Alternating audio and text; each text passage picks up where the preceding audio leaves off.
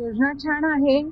एक 1500 रुपये जे देतात ते आपल्याला सरकार, ते एका गृहिणीला एक पेन्शन म्हणून आधार आहे. आम्हाला हे 1500 रुपये महिना नको आहे. आमच्यासाठी रूम करून द्या, आम्हाला घर बांधून द्या. आम्हाला एक एक एकर जमीन जरी दिली ना तरी आम्हाला फार होईल. लाडकी बहीण योजना ही चांगली आहे, म्हणजे ऍज अ हाऊसवाईफ साठी 1500 रुपये महिलेला घरी बसून मिळतात ते सो खर्चासाठी. तीच खूप मोठी गोष्ट आहे. ही योजना चांगलीच आहे, पण त्याच्यात एवढी कागदपत्र गोळा करायची की ते गृहिणीला जमणार नाही.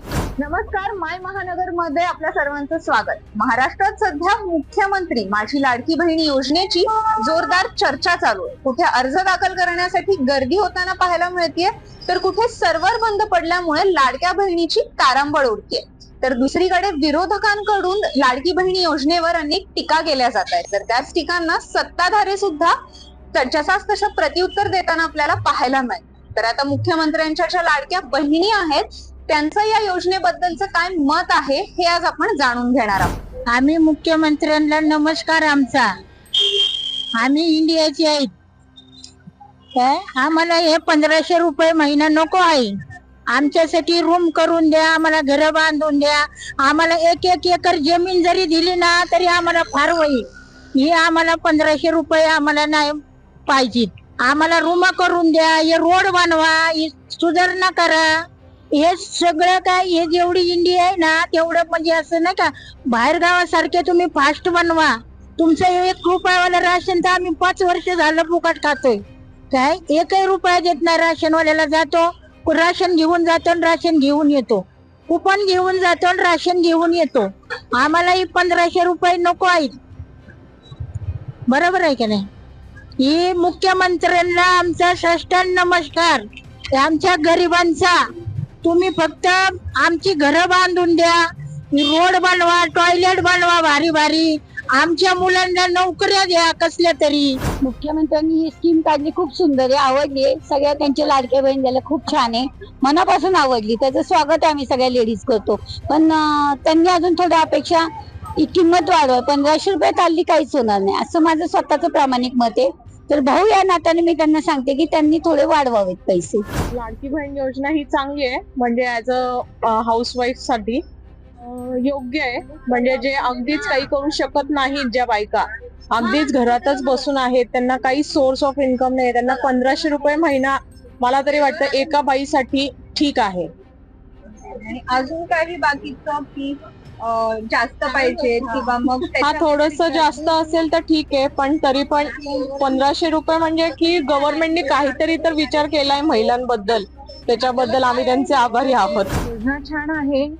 एक 1500 रुपये जे देतात ते आपल्याला सरकार, ते एका गृहिणीला एक पेन्शन म्हणून आधार आहे. जरी असे म्हणतात की 1500 रुपये पुरतील का, ते मग काही कष्ट न करता 1500 रुपये मिळतात हे खूप आहे. आणि अजून काही तुम्हाला सुधारणा हवी आहे कुठल्या दुसऱ्या बाबतीत? नाही, योजना त्यांनी चालू केली ही खूप छान आहे, सगळ्यांना खूप आवडली, महिलाही खुश आहेत. पण या योजनेचा असाच लाभ जर महिलांना मिळत राहिला तर त्याही खूप आनंदी, आता तर खूप आनंदी आहेत त्या, आणि असंच राहावं मला असं वाटतंय. लाडकी बहीण योजनेबद्दल असं काही दुमत नाहीये. गरज आहे लोकांना फॅमिलीवर सपोर्ट, एक स्त्री सबलीकरण म्हणून छान कंटेन आहे. बट डायरेक्ट पैसा देण्यापेक्षा एम्प्लॉयमेंट, लघु उद्योगला जर समर्थन आणखी मोठ्या प्रमाणात देता आलं तर ते बेटर होईल असं माझं मत आहे. खूपच छान योजना आहे ही. आधीच चालू केली असती तर आणखी फायदा झाला असता. ही योजना खूप चांगली आहे, पहिली गोष्ट म्हणजे. आणि दुसरी गोष्ट 1500 रुपये महिलेला घरी बसून मिळतात ते सो खर्चासाठी. तीच खूप मोठी गोष्ट आहे, त्याच्यापेक्षा जास्त काही मिळालं पाहिजे. अजून काही तुमची या मागण्या की दुसऱ्या योजनेबद्दल किंवा महिलांसाठी काही सक्षमीकरणासाठी मुख्यमंत्र्यांकडे? नवरे तर पैसे देत नाहीत घरी बसून. हे 1500 रुपये स्वतःला खर्चाला तरी होतील ना त्यांना, त्याच्या व्यतिरिक्त काही योजना येत राहतील आता इथून पुढे. एक आली म्हणल्यावर आणखी काही काढतीलच. 1500 रुपये मिळतात म्हणजे काय, काही स्लिम एरियामध्ये आहे ना बायकांजवळ 100 रुपये नसतात. एखादी वस्तू समजा घ्यायची असेल 10 रुपयाची तर त्यांच्याकडे ते सुद्धा नसतं.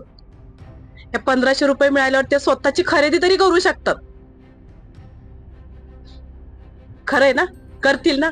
जर समजा 100 रुपयाचं एखादं कानातलं आलं आर्टिफिशियल तरी ते घेतील ना. त्यांना कुणी देत नाही. आता ज्या कमवतात, समजा मी कमवते तर मला 1500 रुपये खूप कमी आहे, पण ज्यांच्याकडे अजिबातच नाहीये, ज्यांना कुणीच पैसे देत नाही, त्यांच्यासाठी 1500 म्हणजे खूप मोठी गोष्ट आहे. बरोबर आहे ना. जे कमवतात त्यांना किरकोळ वाटणार, कारण कोणी 5000ची साडी घेतं, कोणी 10,000ची घेतं, कधी कधी रस्त्यावर बायका 100 रुपयाची साडी घेतात. त्यांच्यासाठी 1500 रुपये खूप मोठी गोष्ट आहे माझ्या हिशोबाने. बाकी मला नाही माहिती. मग योजना म्हणजे कानावर आली की असं नाही का 1.5 लाख 1.5 रुपये आपल्या खात्यावर पडणार. आपले आधार कार्ड, पॅन कार्ड, ह्याचं कार्ड, मतदानाचं कार्ड, राशन कार्ड, हे असं माझ्या कानावर आले. पण अजून काही मी फॉर्म भरलेला नाही. ते कुठं आणायचा कुठं नाही. मी सकाळी बी येते कामाला, संध्याकाळी बी येते कामाला. म्हणजे तुम्हाला महिन्याला 1500 रुपये मिळणार आहेत, त्याबद्दल तुमचं काय मत आहे? पुरतील नाही पुरतील? चांगली आहे योजना नाही? पुरतील म्हणजे आता आम्हाला 5 लाख रुपये जर दिले तर आम्हाला पुरायचंच नाही तर बरोबर. आम्हाला अर्धी भाकर तुम्ही देताव ना, एक नाही अर्धी देताव ना, त्यातच आम्ही समाधान मानतो. ते बी आम्हाला लाखाचं झालं. एखादा आम्ही खोडत बसलो, काय केलं, 30-50 रुपये आणलं जाऊन, तरी तिचं आमच्या फायद्याच आहे तर. आजकाल लेक बाळ सांभाळते का? नाही ते सांभाळत. सोना सांभाळते का? आपला हात पाय चालते तर म्हणून आता येते. आज 30-35 वर्ष झाले इथं काम करते.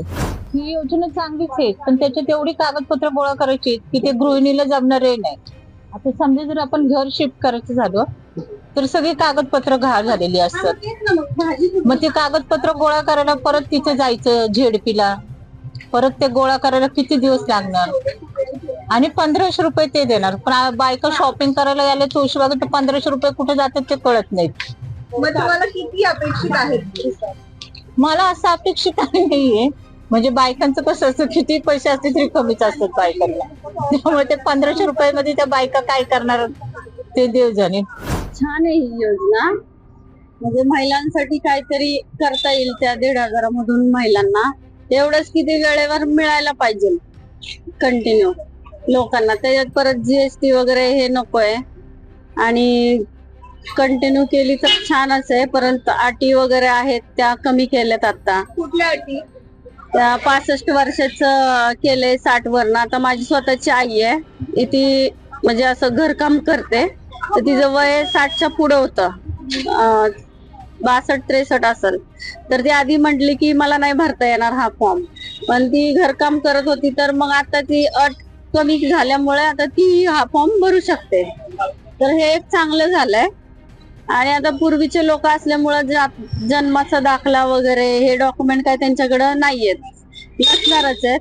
आणि आता ती पण अट काढली, त्याच्यामुळं चांगलं झालंय की फक्त रेशन कार्ड वर चालू शकतं. तुम्ही केलं काय? मी तर सध्या नाही केलं, कारण मी कॉन्ट्रॅक्ट वर कामाला आहे, पण कॉन्ट्रॅक्ट वर आहे, परमनंट नाहीये. कुठे आहात? महानगरपालिकेतच आहे मी कामाला, पण कॉन्ट्रॅक्ट वर आहे, परमनंट नाहीये. तर आमचे पेमेंट वेळेवर होत नाही, म्हणून मला तर रिक्षा चालवावं लागते ड्युटी संपल्यानंतर. तर मग मी भरू शकते का नाही भरू शकत हे मला अजून कन्फ्युजन आहे, म्हणून मी तर सध्या भरलेलं नाहीये. भरलं तर पुढे प्रॉब्लेम नको व्हायला, म्हणून मी भरलेलं नाहीये सध्या फॉर्म. ते पण आता अजून मला माहित नाही की भरावं का नाही भरावं, त्याची माहिती व्यवस्थित नाही अजून कळलेली. तर जसं की आपण पाहिलं, बहुतांश महिलांना मुख्यमंत्री माझी लाडकी बहीण योजना ही आवडली आहे, मात्र दरवाढीची इच्छा त्यांनी मुख्यमंत्र्यांकडे व्यक्त केली. आता याच पार्श्वभूमीवर येत्या विधानसभा निवडणुकीमध्ये महायुतीला ही योजना किती फायदेशीर ठरतीये याचकडे सर्वांचं लक्ष लागलंय. अशाच नवीन कंटेंटसाठी पाहत रहा माय महानगर आणि सबस्क्राईब करायला विसरू नका.